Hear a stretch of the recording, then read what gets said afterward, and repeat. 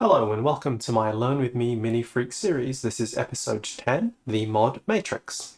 So first, what is a Learn With Me series? Well, a Learn With Me series is a series where you follow my end-to-end process learning to get the best out of a synthesizer. In this case, it is the Arturia Minifreak. So far, we've looked through the majority of the sections of the synth with one notable omission, which is the mod matrix, which we will be diving into today. So first, as always, let's create an init patch. Let's make some sound to get us started. So I quite like the wave shaper when we walk through the oscillators.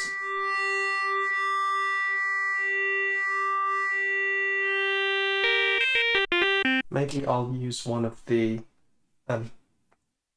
oscillator 2 modes with a multi-filter.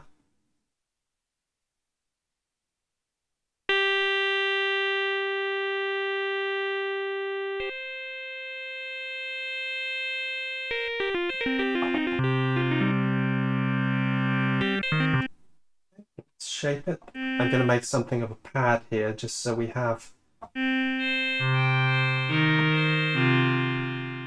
something to listen to, something that's ongoing.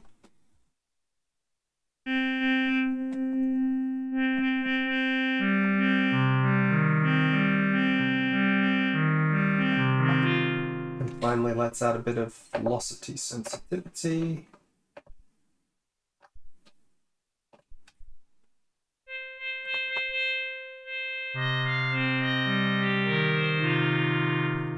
Okay, so now with that in place, let's focus our attention on the mod matrix.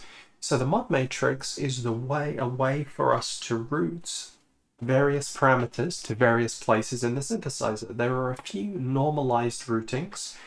For example, this knob allows us to control how much of this envelope adjusts the cutoff on the filter. But the mod matrix is where most of the work is done. In this case, the modulation sources are represented by the rows in the matrix, and the modulation destinations are represented by the columns in the mod matrix.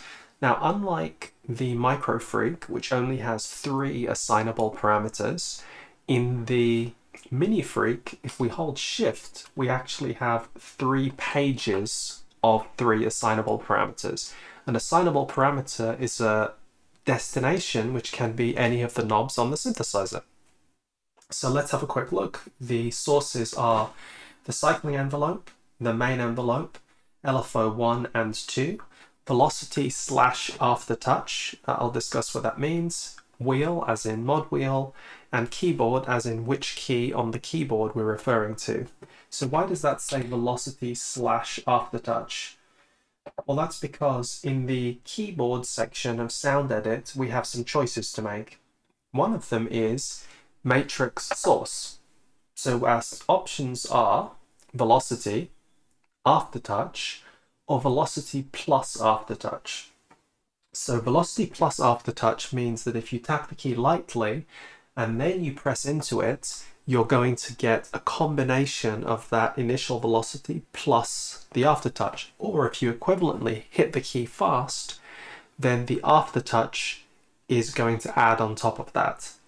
I think it's quite an intuitive way to work with it, and note that those envelope routings for the velocity that I changed, those apply irrespective of this. This only refers to this row. So let's leave that at velocity and aftertouch. Another thing which is noteworthy is the keyboard source, which refers to which key we're pressing. It's a higher value, a higher pitched notes, lower value, lower pitched. We have an S curve, which means instead of it just being a linear response, there's a sort of S curve. And finally, we have random. Random is interesting because it means that each time we press a key, the keyboard source will output a random value. So if we want to add some sort of variations going on here, we can use random. I'm going to leave it on the default linear setting for now. So let's listen to the sounds. Let's try adjusting some parameters.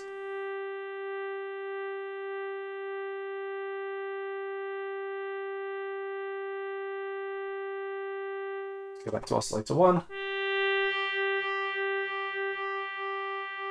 So I think that wave parameter of oscillator 1 might be good to modulate.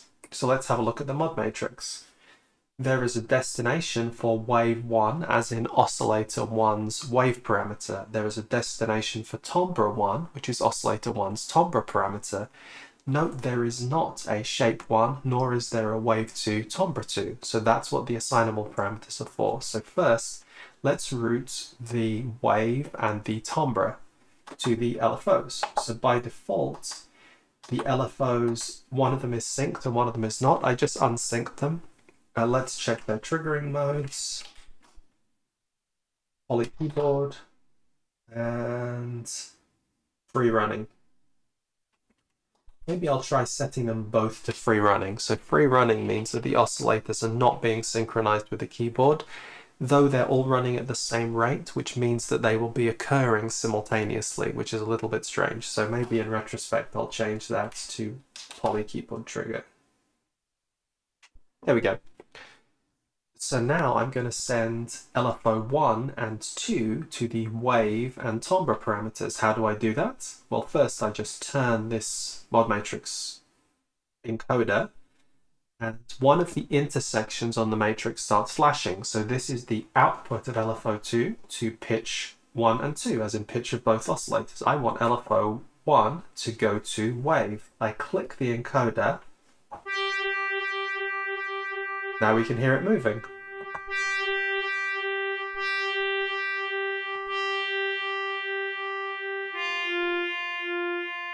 So I think that works. I click it again to save that value. Now LFO2 is going to go to timbre.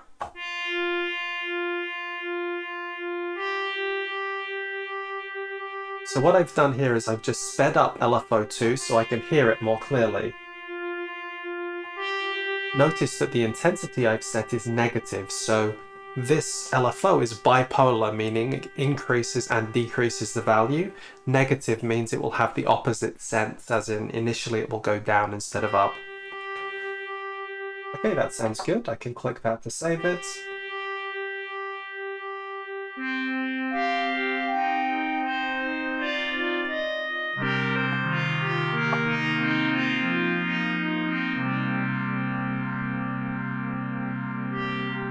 I might turn that.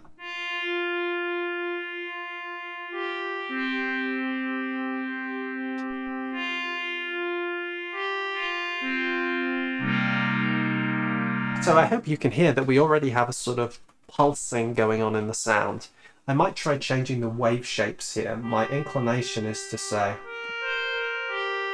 let's just go for triangle for both of them. The reason that I like triangle versus sine is sine kind of hangs around at the top and bottom value.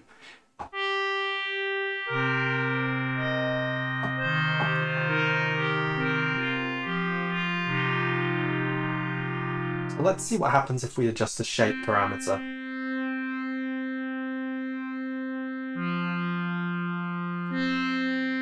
So I might like that to vary. Now I don't have another LFO, but what I can do is I can bring the cycling envelope into a mode where it cycles. So in this case, I'm going to use the mode called loop. Loop means it will be key triggered polyphonically, just like those other LFOs are.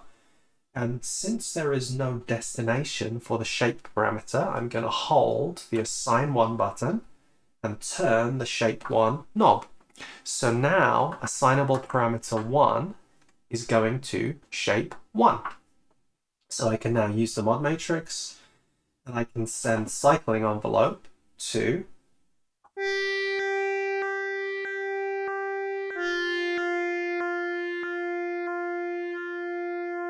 you could hear that it was moving quite something good. Let's try the amount.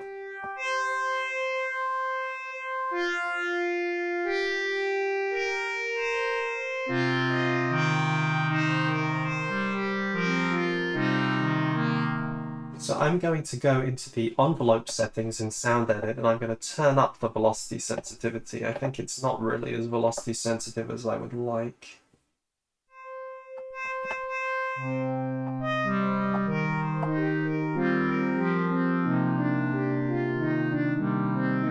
So let's listen in a different register now.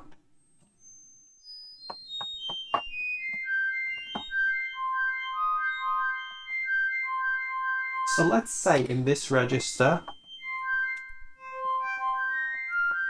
I wish it wasn't as bright. So now we can think about then the keyboard parameter. The keyboard is a linear parameter such that the higher the note, the higher the value.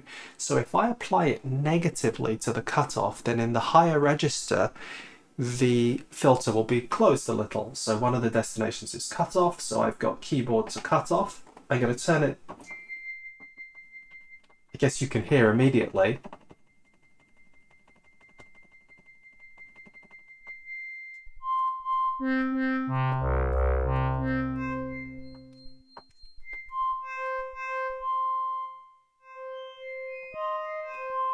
So that's a little too aggressive, so I'm going to turn the amounts down, or rather up, because it's negative.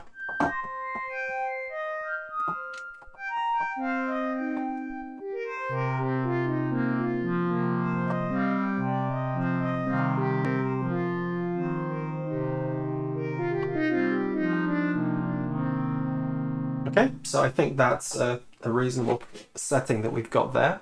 Next, I'd like to demonstrate the mod wheel, which is not a wheel, it's a strip.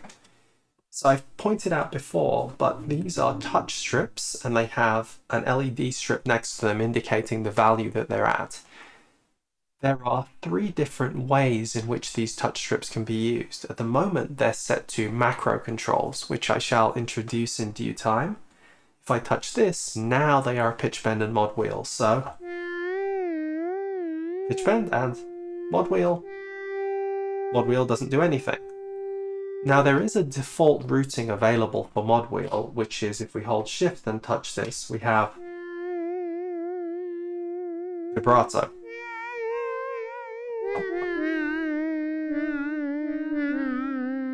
So rather than having to make our own routing for that, we have one available to us.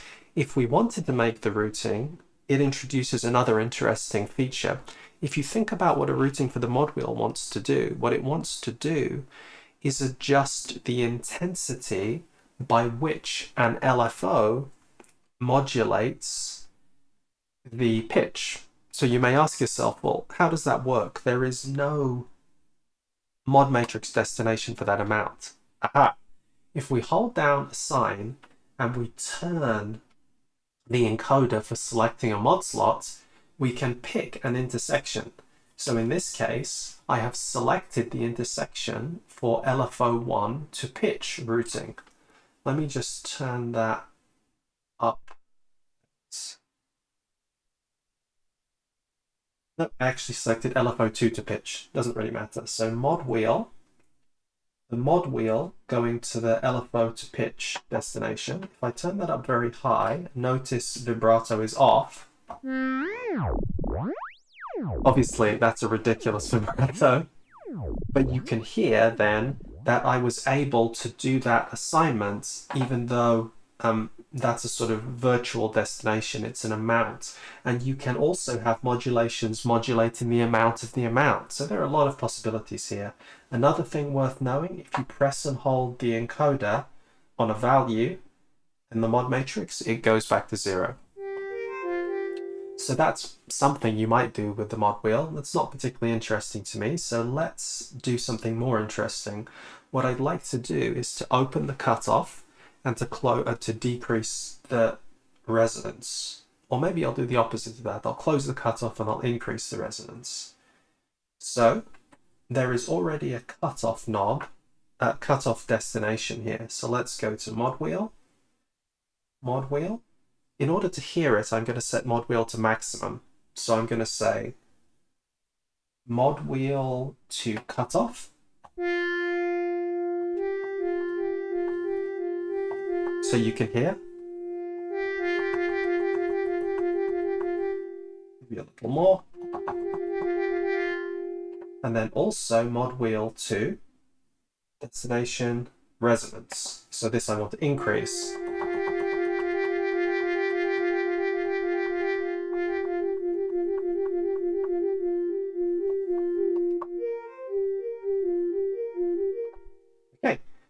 So note that we can actually set as many of these as we want. If I page through the assignables, you can see that only the ones that are assigned show up. So let's try.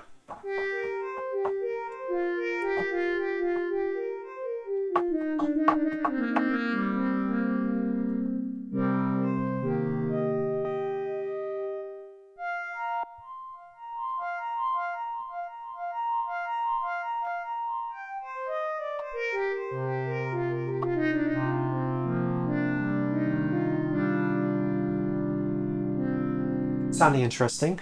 Maybe one last thing that I'll try and change is I'll try and adjust the balance.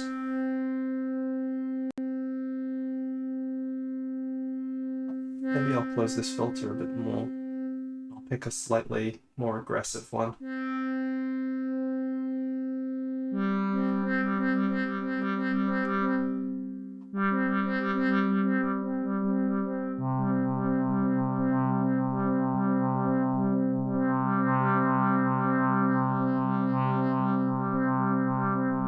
So what I'm now going to do is I'm going to use the aftertouch, which in this case is also routing velocity, to turn down this parameter. So assignable 3 is now the volume of oscillator 2, and we can use this velocity aftertouch row to turn that down.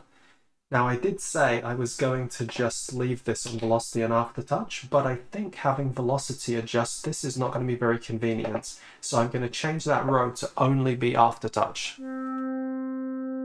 So now I can adjust that parameter.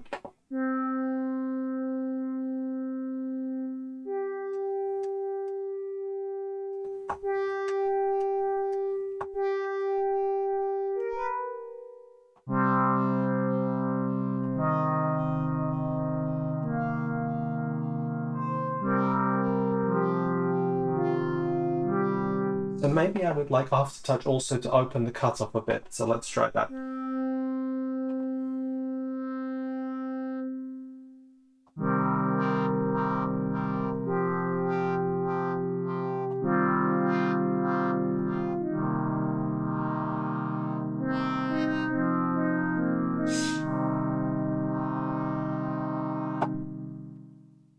Okay, so I think I have illustrated all of the relevant features of the mod matrix.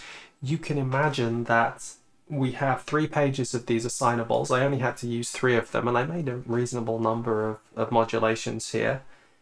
Additionally, there doesn't appear to be a limit to how many of these modulations you can use. So you've got 1, 2, 3, 4, 5, 6, 7 rows, and you've got 1, 2, 3, 4 plus 9.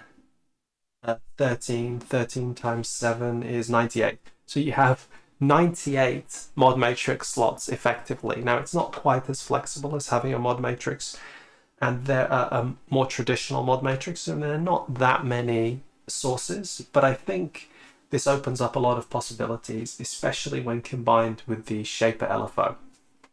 In any case, I think I've demonstrated what I wanted to demonstrate. Thank you for joining me today. I'm going to come back next episode and I think look at the effects. In any case, thank you for joining me today and goodbye.